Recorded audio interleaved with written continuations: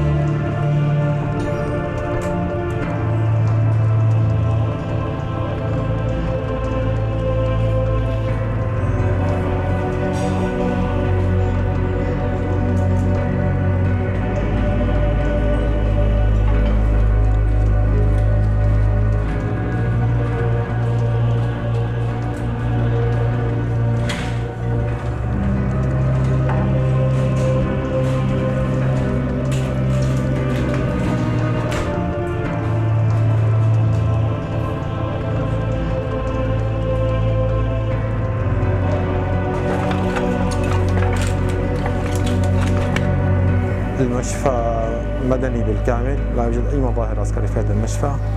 استهداف مشفى الشفاء هو عمل إرهابي مدان بكل الجرائم بكل الأديان السماوية.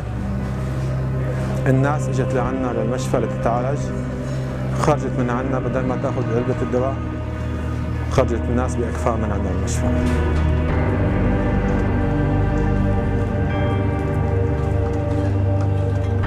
Yaralarda biz burada tedavi edemedik. En yakın hastanelere gönderdik. İşimiz şu anda durmuş. Hastane %70 berbat olmuş. İnşallah çalışıyoruz. Hastaneyi temizlemek için, yeniden tamir etmek için işimizde devam ediyoruz inşallah Allah'ın izniyle.